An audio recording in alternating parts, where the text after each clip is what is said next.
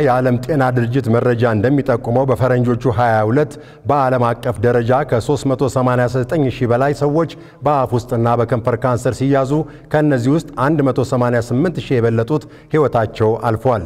ለነዚህ የካንሰር አይነቶች መከሰት ደግሞ ትንባሆና አልኮልን ማዘውተር ዋነኞቹ ምክንያቶች ናቸው የሚለው የጤና ተቋሙ መረጃ ከነዚህና መሰል ድርጊቶች በመቆጠብና አፋችንን ጤና በአግባቡ በመጠበቅ ችግሩን መከላከል እንደሚቻል ነው የሚያሳስበው።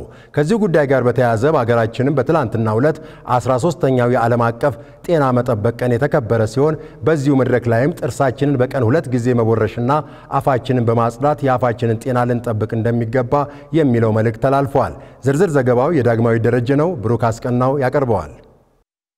አብዛኞቹ የአፍ ውስጥ የጤና እክሎች በርካታ ሰዎች ላይ ሊከሰቱ የሚችሉ ሲሆን በቶሎ ከታከሙ መፍትሄ የሚያገኙ መሆናቸው ይነገራል። በአፍ ውስጥ ጤና መታወክ ምክንያት የጥርስ መበስበስና የአፍ ውስጥ ካንሰር ከሚያጋጥሙ የጤና እክሎች መካከል ተጠቃሽ ሲሆኑ በአሁኑ ወቅት የአፍ ውስጥ በሽታዎች ስርጭት በዓለም አቀፍ ደረጃ እያደገ መምጣቱን የዓለም የጤና ድርጅት ገልጿል።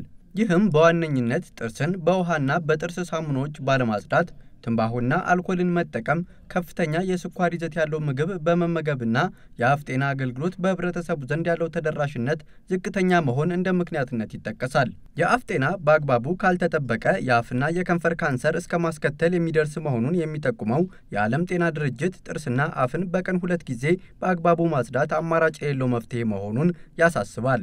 በተጨማሪም የተመጣጠነ ምግብን መውሰድ፣ የስኳር ዘይቶችን መቀነስ፣ በአትክልትና ፍራፍሬ የበለጸገ አመጋገብን ማዘውተር፣ አልኮልና ትንባሆን አለመጠቀምና ውሃን አብዝቶ መጠጣት ጠቃሚ ነው ይላል። ከዚሁ ጉዳይ ጋር በተያያዘ በሀገራችንም በትላንትናው ዕለት የዓለም የአፍ ውስጥ ጤና አጠባበቅ ቀን በተከበረበት ወቅት የጤና ሚኒስቴር ዴኤታው ዶክተር ደረጀ ዳጉማ የአፍ ጤናን መጠበቅ መሰረታዊ ጉዳያችን ሊሆን ይገባል ብለዋል። የአፍ ጤና መጠበቅ ለአጠቃላይ ጤናችን እጅግ አስፈላጊ ነው። የሰውነታችን በር አፋችን ነው። ስለዚህ በአፋችን አካባቢ ያሉትን ሌሎችንም አካላቶቻችን ጤንነት መጠበቅ ወሳኝ ነው። በተለይ ደግሞ የጥርስ ጤንነት መጠበቅ ለብዙ ነገር ጠቃሚ እንደሆነ ይታወቃል። በተለይ ደግሞ ለሕፃናቶች በተለየ መንገድ ይሄ መታየት መቻል አለበት። ከዚህም አልፎ ደግሞ